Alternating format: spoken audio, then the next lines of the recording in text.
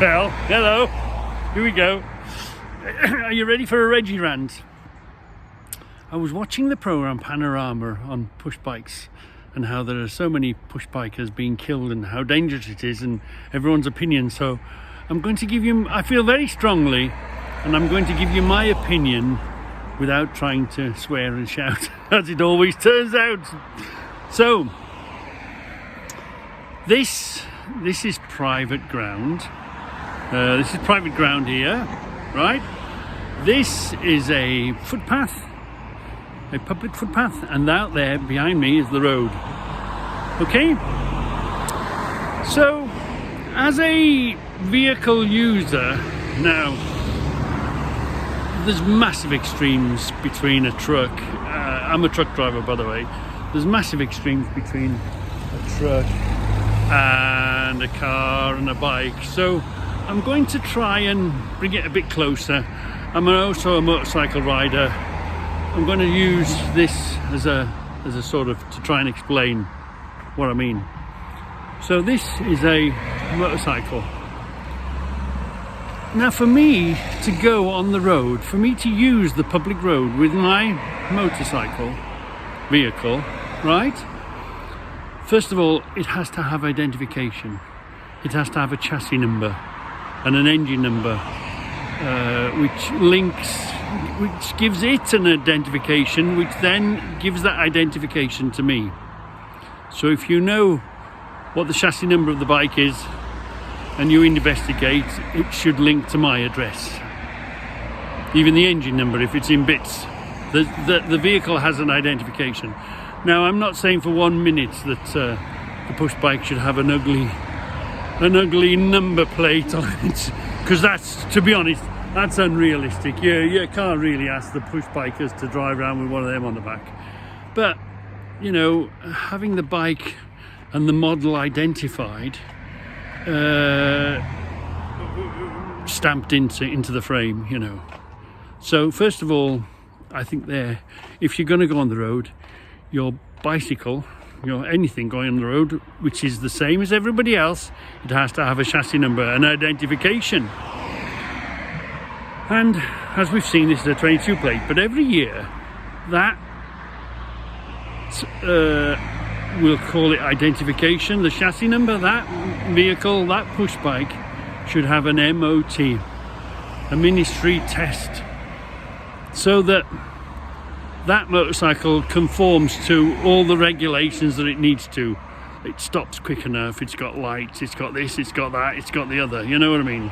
So it has to have an MOT. So what you're riding on to be the same, if you want to be on the same bit of ground and you want to have the same, you should have a number stamped on your push bike, and it should have some sort of test. Whether it be a year, whether it be 2 years or whatever, we'll let them decide. Do you know what I mean? We'll do a compromise, whatever. So that's that sorted. So the second thing, as an operator, as a driver, as an owner of that vehicle, I then have to identify myself. I have to gain a license. So you not only know what I'm driving, riding, whatever, you then know me. I identify myself through having a license. Now, let's put to one side there are illegal people on the road that have illegal cars and don't have licenses. We're not talking about them. So I have to identify myself. So now you know you've linked the bike, and you've linked the bike to me if I'm legal and an upstanding person, which I'm hoping 99% of us are. And then for me to take that vehicle on that road, and we're all being equal, we're all on the same bit of ground, I have to take a test.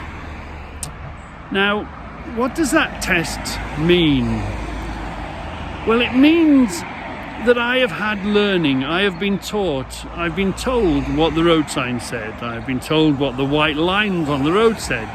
I've been told etiquette. I've been told how to behave on the road, what I should and what I shouldn't do. So somebody qualified has told me these things, so we know that's true. you know. And then to double check that I have understood what the man has told me, I then go to another place and see another person, man, woman, it, thing, and you go there and he asks you questions, and you learn lots of things, and he asks you a random number of questions to make sure that you've checked everything. So now you've shown him that you know what the paint marks on the floor mean, you know what you're supposed to do, you know how you're supposed to behave, and you know the signs. You know, if you get a road sign, as we've got a road sign here, can we see it? Yeah, we have a road sign here.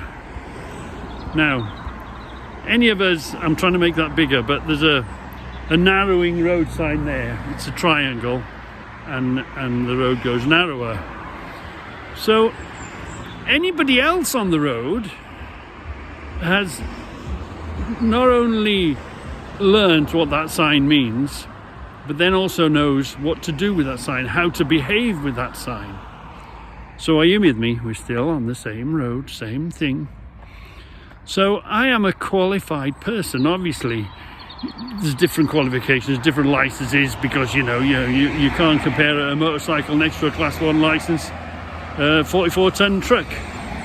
But to enable me as an equal person to go on the road, I have to do training, I have to get licensed, I have to identify me, I have to identify my vehicle, my mode of transport. And the push bikes do nothing of these. Now, we presume they know what they should do on the road, but they haven't been taught. We see them do lots and lots of dangerous things that to you and me are common sense. And the reason it's common sense to you and me is because we've been taught. We've gone learning. We've took a test. We've been told. They don't know. They don't know how much danger they're in. They don't know when they're supposed to stop. They don't know when they're supposed to go. It's guesswork. You're only qualified because the bloke that told you what to do was telling you the truth, and now you're qualified. You just can't make it up as you go along, and a lot of these push bikers do. And the way the rules and the government have made all these rules, they've made it even worse. They're presuming, they're giving them the right of way, and personally, it should be respect each other. Respect each other and know how to respect and know what you're doing. And if you're not doing what you're supposed to do, then okay, you feel the collar of the law. The law comes and touches your collar and takes you away, doesn't it? But these push bikers haven't had that training. These push bikers don't have that knowledge. So it's crazy to allow them to go on the same piece of ground that the rest of us are going. And of course, we're insured, but of course, it's a lot more money involved when it comes to vehicles hitting each other and one thing and another. So I think there should be one class of push biker that is supposed to go on the pavements, which is fine.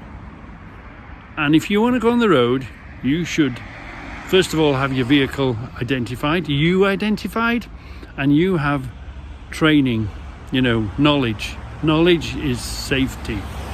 And also, are the brakes efficient on these push bikes? I mean, I've seen a lot of films where the push biker, and yes, the car driver or whatever he's hit is in the wrong. Let's accept that. But these push bikes don't seem to stop very good. They always seem to ride into them and fall over and take a picture on the dash cam and then complain that we're mad. It's just not fair. It's not fair to allow an unqualified, no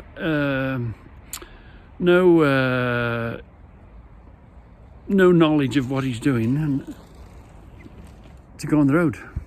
Keep them on the paths. And of course, obviously, if they do something wrong on the paths and run over a pedestrian, obviously it's on their head.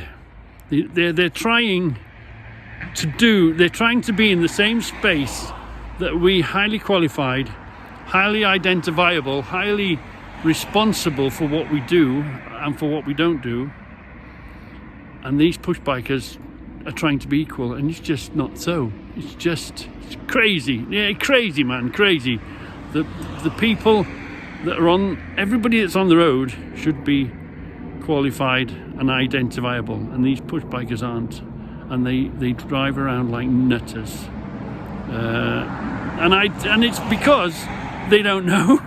It's because they don't know. And you saw on that film, there's lots of people don't want to go on the road because it's too dangerous. Well, the only reason it's dangerous is because they put themselves in danger. They're in a dangerous place. Don't go there. The council should. I know it's a lot of money and it's going to take a lot of time, but we're not ready. We're not ready at all to allow push bikes, especially these modern electric ones with lots of power.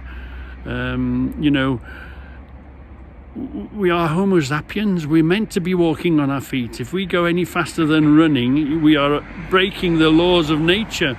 And if we crash into something, we're going to hurt ourselves. So we protect ourselves in tin boxes. We put ourselves leathers and we wear crash helmets and we protect ourselves because it's an unnatural thing. Well, some of the speeds and some of the gearing and the lightness and some of the advances in technology on these push bikes now are pushing what that body's able to handle with when it falls off. Obviously I don't want them pedaling around in leathers and wearing full face crash helmets, but yeah, I feel very, very strongly that it's not, if they want to come on the road, do what everybody else does on the road, and that's be identifiable, accountable, and taught the rules and regulations. Anyway, rant over.